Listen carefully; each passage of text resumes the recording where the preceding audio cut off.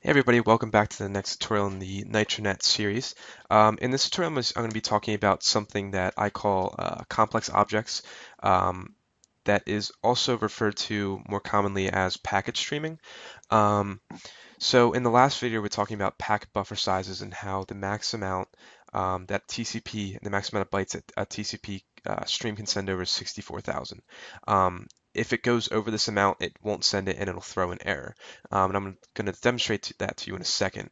But what packet streaming is it's pretty much the breakup of a object's bytes into smaller portions. So say we have an object that's 200,000 bytes long, and we want to send it over the stream. Well, it's not going to work because it's larger than 64,000. So what can we do?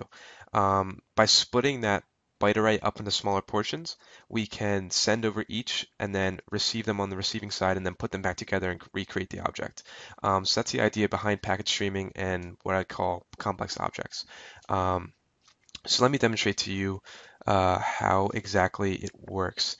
So first, I'm just going to show you that you can't send any more bytes than 64,000. You can't send more than that.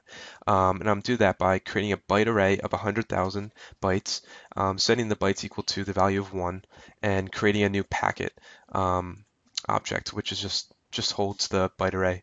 Nothing fancy, so I'll open that. So we have the data right there. And then it's just going to try and send it to the server starter, or to the server side. And this is just like a basic client-server communications. There's nothing, I took away all like the chat room stuff. It's just back to the basics. So let me run this. I'm going to start off by starting the server. So let me do that. And then I'm going to run oops, it ran the client first. Okay. Start the server. Give it a second. And now I'm going to start the client. And I have the server printing out any received objects it gets. So we start the client, and we will see just an error just because we can't send more bytes than the 100,000 that we have. So you'll see that our packet buffer size is 64,000, but we're trying to send 100,000, so it's not going to work. Now say, oh, why don't you just bump it up? All right, well, let me bump it up to 200,000, which is 100,000 more than what we're sending. Let me restart the client, and we will see that Java actually sends an error message. The message is larger than the maximum supported by the underlying transport. So that's just saying that what you sent is too big, and it doesn't send all of it, only sends a portion of it, which is why we get errors on the server side. So what can we do to deal with this? So that's where packet streaming comes in.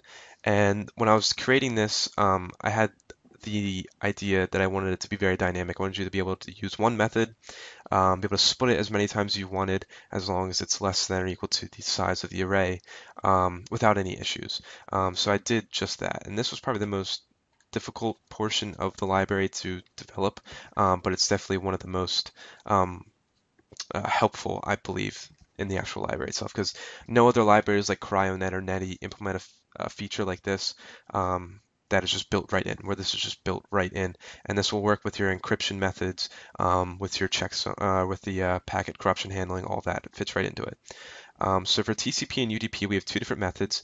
When sending a complex object, the first parameter of the first method is just the object. We can just send the object, and by default, it'll split that object up into 3 portions.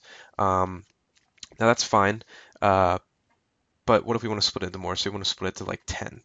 Well, we can do that as well by specifying how many we want to split it into. So if we put in the packet object into there, and we'll split it by 10 portions, all we have to do now is just run the server, and then the client, and then you'll see that the packets.myPacket was received, and this is just the server listener printing out the packet being received. So it does nothing different. All you changed was the method that you're using, but in the background, it's splitting up every single, it's splitting up the byte array into 10 different pieces, sending it over, recreating it, and then making this packet back again. If you're interested in how this works, the code is it's open source, obviously, as you know.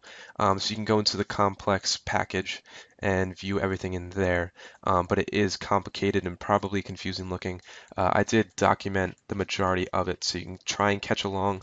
But just know that this will split the object into as many pieces as you'd like. So I mean, we can split it into 20 if we want. by just changing the value to like 20, and nothing will change. It'll send it over again. So this is very useful when you want to send very large packets. A common theme is maybe you want to send a picture over a stream. I think I gave this example earlier. A picture can be millions of bytes because it depends on the resolution that you have. But say it's a million bytes, you can split it into 100 different pieces or 200 different pieces, and it's going to take some time to recreate it because it's so large. But it'll get over there. You won't have to make your own method to recreate it and do this and that. It's all just built right into NitroNet for you.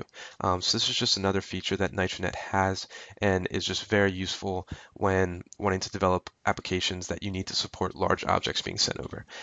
So I hope you guys are excited about this feature. Want to use this feature because this is going to be here for you to use, and it's one of the main things that NitroNet has that other libraries don't have. So that's the end of this video. In the next one, I'm going to just kind of briefly go over the SQL support that I have implemented into here. I'm not really going to go too in depth into it, but I'm just going to show you that it's there for you to use. So thanks for watching, guys, and I'll see you in the next video.